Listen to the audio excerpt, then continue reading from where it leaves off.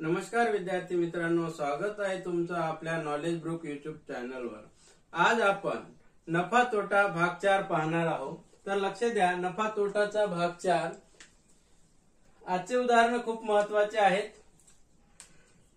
उदाहरण क्रमांक 1, एक लाकडी पलंग 5% तोट्याने विक्री होत होता, मात्र आता तो पलंग 10% नफ्याने विक्री होतो। त्यामुळे दुकानदारास पूर्वीपेक्षा 1950 रुपये जास्त मिळतात। तर पलंगाची मूळ किंमत सांगा। मूळ किंमत काढायची आहे पलंगाची। आता या ठिकाणी सुरुवातीला तोटा दिलेला आहे आणि नंतर दिलेला आहे नफा। याची काय करायची, आपण बेरीज करायची। हे तोटा दिलेला आहे 5% आणि नफा दिलेला आहे 10%। याची बेरीज करायची, किती येते? 15%। 15% म्हणजे 100 रुपयावर 15 रुपये। 100 रुपयावर 15 रुपये। तर मिळाले, जे जास्त मिळतात ती रक्कम किती आहे? 1950। 1950 आणि मूळ किंमत आपण मानू x। याचा काय करायचा? तिरपा गुणाकार। 15 गुणिला x बरोबर 1950 गुणिला 100। x बरोबर 1950 गुणिला 100 आणि हे 15 भागाकारामध्ये छेदाला घ्यायचे। याचा आता 15 न भाग द्या। 15 एक 15, इथं 15 एक 15, इथं 4 उरले, त्याच्या पुढे 5 दिले तर 3चा भाग जातो। 15 त्रिक 45, हा शून्य इथं द्यायचा। आता 130 आणि 100चा गुणाकार। 130 आणि 100चा गुणाकार म्हणजे 100 वर जे 2 शून्य आहे ते 2 शून्य देऊन द्यायची। ही x ची किंमत मिळाली, म्हणजे आपले मूळ किंमत, पलंगाची मूळ किंमत आपल्याला मिळाली 13,000 रुपये। पर्यायामध्ये आहे का? ए पर्याय बरोबर आहे, 13,000 रुपये। आलं लक्षात? चला उदाहरण क्रमांक 2 घेऊ। उदाहरण क्रमांक 2, एक जुनी मोटरसायकल 20% तोट्याने विकली। या ठिकाणी काय तोटा? सुरुवातीला तोटा दिलेला आहे। एक जुनी मोटरसायकल 20% तोट्याने विकली, तर 11,000 रुपये जास्त घेऊन 11,000 रुपये जास्त घेऊन मोटरसायकल विकली असती तर 24% नफा झाला असता। या ठिकाणी 20% तोटा दिलेला आहे आणि 24% नफा दिलेला आहे, एवढं लक्षात ठेवा। आणि जास्त किती मिळाली असती म्हणते? 11,000 रुपये। तर 20% तोट्याने विकताना मोटरसायकलची विक्री किंमत किती? आता विक्री किंमत काढण्यासाठी आपल्याला आधी मूळ किंमत, खरेदी किंमत, मूळ किंमत उदाहरण क्रमांक 2 पहा।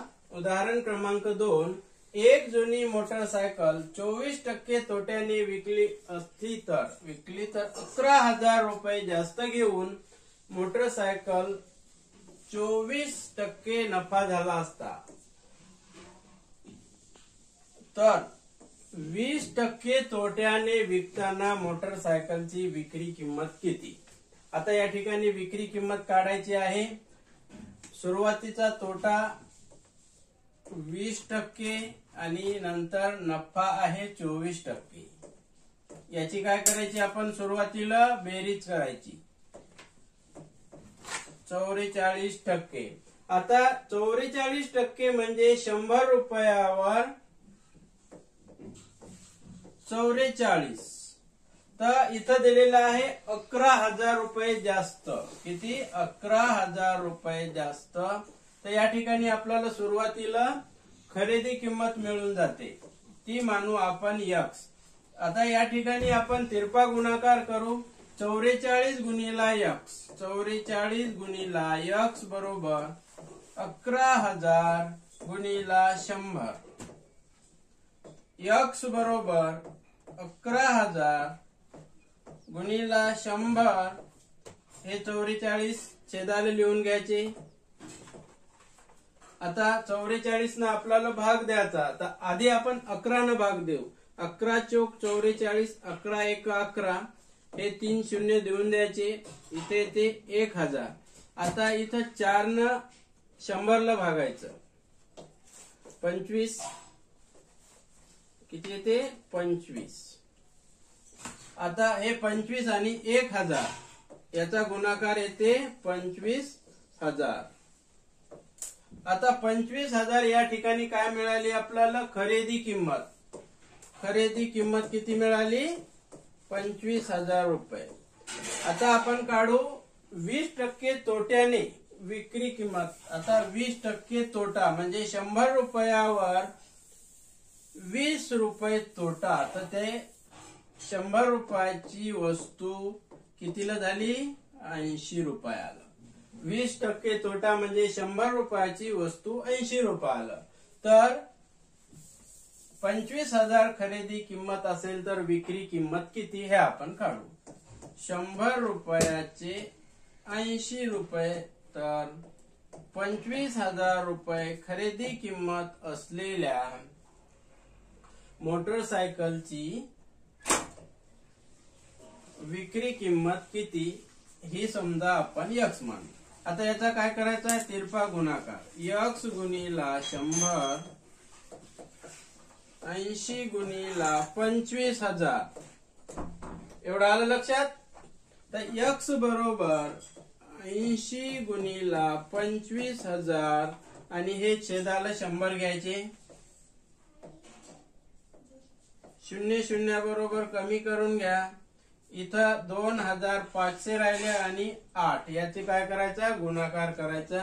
आपल्याला विक्री किंमत मिळून जाते 8 0 0 हे 8 0 0 8 5 40 40 0 हातचे 4 8 2 16 16 आणि 4 20. आता या ठिकाणी विक्री किंमत आली 20,000 रुपये. आहे का पर्याय बी उत्तर बरोबर आहे. आलं लक्षात. अतिशय सोपं उदाहरण आहे. उदाहरण क्रमांक 3 पाहू. एक घड्याळ 8% तोट्याने विक्री करीत होते, मात्र आता ते घड्याळ 10% नफ्याने विकतात. सुरुवातीला 8% तोटा आहे, नंतर 10% नफा आहे. त्यामुळे पूर्वीपेक्षा 342 रुपये जास्त मिळतात. तर घड्याळाची खरेदी किंमत काढा. काय करायचं आपण पहिले 8% तोटा दिलेला आहे ते लिहून घ्यायचा आणि नंतर 10% नफा आहे ते लिहून घ्यायचा. या दोन्हीची करायची बेरीज किती येते 18%. 100 रुपयावर 18 जास्त मिळालेली रक्कम 100 रुपयावर 18 रुपये तर 342 रुपये जास्त किंमत मिळाली. त्यावरून आपण खरेदी किंमत काढू. 100 रुपयावर 18 रुपये म्हणजे 18% 342 रुपये जास्त मिळाले. त्याची खरेदी किंमत किती ती आपण मानू x. काय मानू x. याचा करायचा तिरपा गुणाकार 18 गुणिला x आणि 342 गुणिला 100. तर x बरोबर 342 गुणिला 100 आणि छेदाला 18. आता 18 न भाग द्या. 18 1 18 18 1 18 किती उरले 16 आणि हे 2 18 9 162 19 आणि हे 2 0 19 आणि हे 2 0. 18चा पाढा पाठ नसला तर तुम्ही 9 न 2 वेळा भाग देऊ शकता. किती आहे 342 गुणिला 100 आणि हे 18 9 2 18 9 त्रिक 27 हे 27 आणि इथं आहे 34 किती उरले 7 आणि हे 7 पुढे 2 दिले तर हे 72 9 8 72 असं करू शकता. आणि यांना बे 1 बे बे 1 बे बे 9 18 19 आणि हे 2 0 19 0 0. 18 न भाग दिला डायरेक्ट 19 येते. 9 न आणि 2 न भाग दिला. आधी 2 न देऊ शकता नंतर 9 न देऊ शकता. जसं तुम्हाला सोपं वाटेल त्याप्रमाणे करा. आता x ची किंमत 1900 मिळाली म्हणजे घड्याळाची खरेदी किंमत 1900 आपण उत्तर काढलं. पर्यायामध्ये पाहून घ्यायचं आहे का? आहे. 1900 उत्तर सी पर्याय बरोबर आहे. आलं लक्षात. आता उदाहरण क्रमांक 4 लक्ष द्या. काही स्टेशनरी पूर्वी 10% तोट्याने विकत होते, तर ती स्टेशनरी 5% नफ्याने विकली तर पूर्वीपेक्षा 345 रुपये जास्त मिळतात. आणि तर 5% नफ्याने विकताना स्टेशनरीची विक्री किंमत किती? आपल्याला काय काढायची? तर विक्री किंमत. सुरुवातीला तोटा आणि नंतर नफा याची करायची बेरीज. 10% तोटा आणि 5% नफा याची बेरीज किती येते? 15%. 100 रुपयावर 15 रुपये. 15% म्हणजे 100 रुपयावर 15. तर आपल्याला किती दिलेली आहे? 345. 345 लिहून घ्यायचे आणि छेदाला x.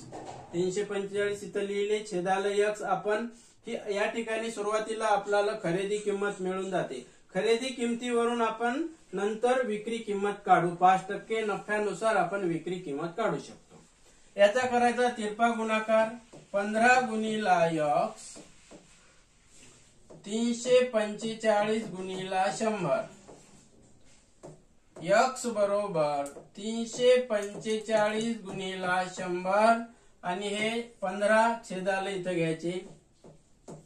आता 15 न भाग द्या. 15 1 15, 15 दोन्ही 30, 4 उरले. हे 4 उरले, त्याच्या पुढे आपण 5 दिले. 15 त्रिक 45, हे 23 आणि हे 2 शून्य. 23 वर 2 शून्य दिले तर 2300.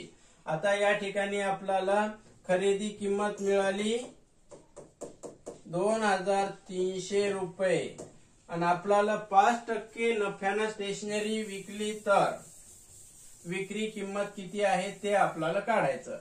इथपर्यंत आलं लक्षात. आता 2300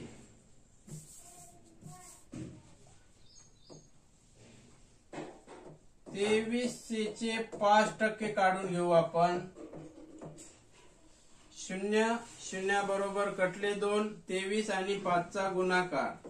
5 त्रिक 15, हातचा 1, 5 दोन्ही 10 आणि 1 11. 115 नफा. काय नफा किती? 115 रुपये. आणि खरेदी किंमत किती? 2300. तर विक्री किंमत म्हणजे खरेदी किंमत आणि नफा याची काय करायची? बेरीज. 2300 मध्ये 2300 मध्ये 115 मिळवायचे. हे 5, हे 1, हे 4 आणि हे 2. 2415 आपली या स्टेशनरीची विक्री किंमत आपल्याला मिळाली. तर पर्यायामध्ये 2400 दिलेले आहे. डी पर्याय बरोबर आहे. आलं लक्षात. चला या 4 उदाहरणाचा सराव भरपूर करा. उद्याच्या भागामध्ये आपण दुसरा भाग पाहू, भाग क्रमांक 5. धन्यवाद.